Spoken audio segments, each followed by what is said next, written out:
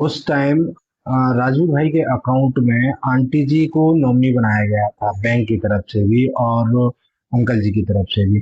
तो भाई आंटी जी उसमें नॉमिनी थी। जिस अकाउंट से राजू भाई का इंश्योरेंस था, पैसा उसी अकाउंट में मुआवजा था या जो भी पैसा था, वो पैसा राजू भाई के अकाउंट में आया। पैसा यूज तो घर में ही हुआ। उन्होंने क्या लिया, क्या किया, आप लोगों के लिए क्या सोचा आगे।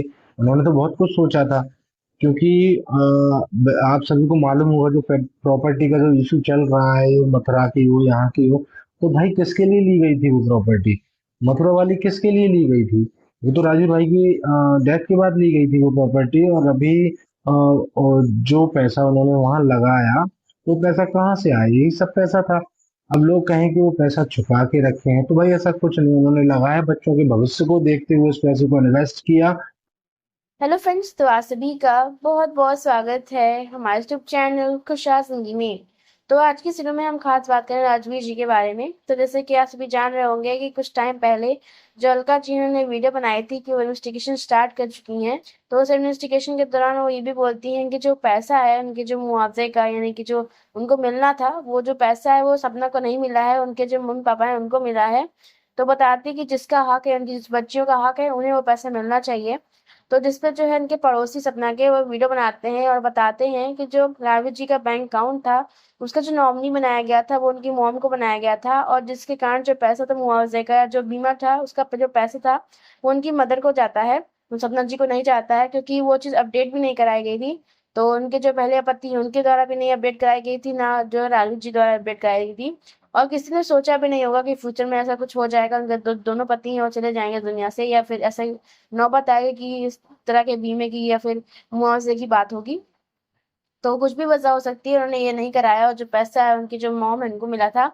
सबसे से वो बताते हैं कि जो ये पैसा है वो उनके ऊपर नहीं खर्च किया, उन्होंने अपने ऊपर नहीं खर्च किया था। वो जो विला है, जो मथुरा में जो उन्होंने जमीन ली थी, उसमें गया है। और जो पैसा है और जो ये सब कुछ लगाया गया है, वो बच्चों के लिए लगाया गया था, उनके फ्यूचर के लिए लगाया गया था। और जो लोग बोलते हैं इन्वेस्टिगेशन रोकने वाली बात, वो भी जो है सपना ने बोली थी। वो ऐसा बताते हैं कि उनकी दोनों बच्चियों पे खतरा आ जाएगा, जिसका से इन्वेस्टिगेशन या फिर एफआईआर दर्ज नहीं की कराई गई थी उनके जो फादर उनके द्वारा। और जो अगर वो करते भी ऐसे एफआईआर दर्ज, तो उनको बहुत दूर जाना पड़ता, उनकी जो जॉब है उसके कारण से भी उन्होंने जो आगे इन्वेस्टिगेशन नहीं कराई थी। तो बताते हैं, जिसमें लोग ये बता रहे हैं कि हमने कोई राज छिपाया है, तो कहते हैं कोई बात नहीं थी, बस यही वजह थी। तो उसके बाद आप देख सकते हैं अलका जी ने भी इस पे एक रिप्लाई वीडियो बनाई थी, जिसमें बताती हैं कि उन्होंने सीसीटीवी फुटेज देखी, और उस सीसीटीवी फुटेज जिसमें साफ साफ ये दिख रहा है कि जिस इंसान ने रावी जी को हिट किया है उसने इंटेंशनली किया है, यानी कि जो चीजें थी ये प्री प्लान थी, पहले सोच ही की गई थी। क्योंकि इंसान हिट करने के बाद एक सेकंड में रुकता नहीं है, वो भाग जाता है। तो ये पूरा प्लान के अकॉर्डिंग सब कुछ किया गया था, और जिसके पीछे और भी बड़ी सच्चाई हो सकती है, और अभी जो चीजें सामने नहीं आई है, इन्वेस्टिगेशन चल ही रही है। तो इस तरह की चीजें वो बताती हैं।